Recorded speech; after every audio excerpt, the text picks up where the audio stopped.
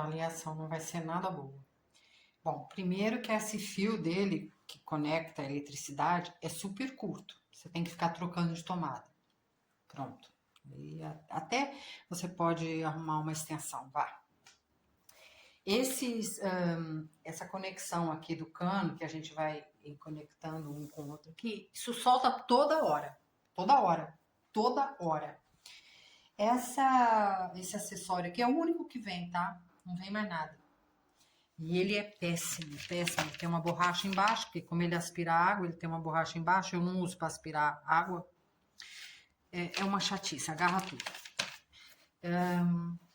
Ele tem essa saída de ar aqui. Gente, vocês não estão entendendo. Isso parece uma turbina de avião. Voa tudo quanto é papel. Se tem poeira nos móveis, vai voar tudo.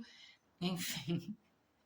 E ele faz um barulho que, minha Nossa Senhora, eu não sei como é que não vieram ainda os meus vizinhos bater aqui na minha porta. É horrível, horrível mesmo. Eu fui pela marca, achando que era bom e me arrependo. E outra, ainda por cima, quando eu pego ele aqui, que tem uma alça, isso aqui abre, olha. Já mudei de lado, não tem um encaixe, não sei se veio com defeito.